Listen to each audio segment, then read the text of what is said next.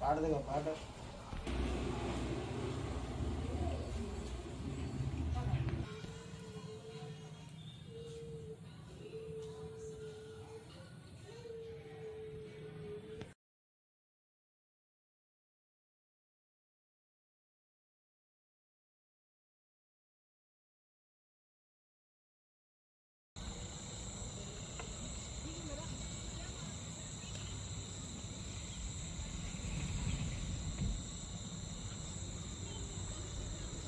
দীর্ঘদিন যাবৎ ছেলেটা রাস্তার মধ্যে আমার স্ত্রীকে ওয়াইফকে উত্ত্যক্ত করতো, তো সেটা উনি বলতে পারেননি। তারপরে দেখা যায় কি যে আমাকে সাহস করে আমাকে বললো, আমি যেহেতু বললাম যে এই ধরনের আচরণ কেন করছিস, এগুলো ঠিক নয়। হ্যাঁ, যেহেতু আমরা পাশাপাশি আছি, এগুলো ঠিক নয় করা। তো ওই কথা বলার পর আমি যে বাজে ঢুকতে গিয়েছি, তখন আমার পিছন দিকে ধরেছে, ধরে পরে প্রচণ্ড মার। আমি বুঝতে পারিনি, অজ্ঞান হয়ে গেছিলাম। হাতে একটা রড ছিল মনে হয়। আর তারপরে কি হয়, আমাকে জল টল দেখা আমি জ্ঞান আসে, আর বলছি যে পকেটে রিভলভার আছে, এখনই গুলি করে মেরে দেবো, এইরকম ধরনের কথা। আর আমরা যখন এইখানে হেলথ সেন্টার আসি মেডিকেল করতে, তখন ওইখানেও বলছে এখানে মেরে দেবো, তোকে হসপিটাল পৌঁছবে না, এই মর্গে চলে যাবে এখানে। আমার স্ত্রীকে বলছে এবং আমাকেও বলছে। আর ওই সিভিক পুলিশ কাজ করে বলছে কি যে যা যা করবি করলে, নেতা মন্ত্রী এমএলএ এমপি পুলিশ ইন্সপেকশন যা আছে, হ্যাঁ সব আমার হাতে আছে। কোথায় কি করতে হবে, কোন দিকে বেরোতে হবে, আমার সব জানা আছে। আমরা ওদেরকে চোরাই খাই, ওরা আমাকে চোরাই খায় না, এরকমভাবে বলে।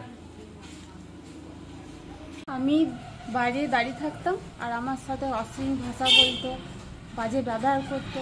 প্রায় অনেক দিন থেকেই চলছিল এটা, ঠিক আছে। আমি প্রথমে কাউকে জানাতে পারিনি, তারপর আস্তে আস্তে সহ্য করে করে আমি আমার হাজব্যান্ডকে জানাই যে এরকম এরকম ব্যাপার।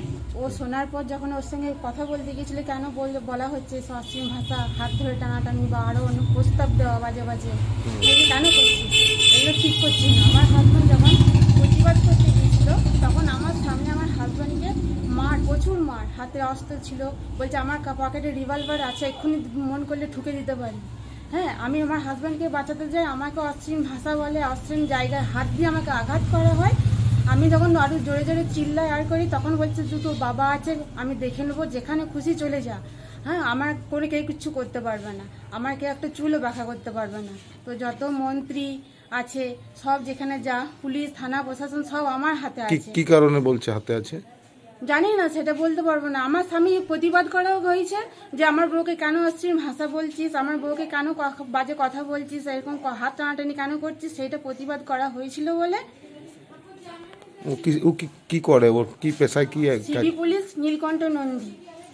এর আগে অনেকবার হয়েছে ঘটনা, ও সাসপেন্ড হয়েছিল, বাড়িতে বসেছিল, তারপর আবার যখন কাজে জয়েন করে, আবার কিছুদিন থাকার পর আবার সে একইভাবে আমাদেরকে অত্যাচার করে।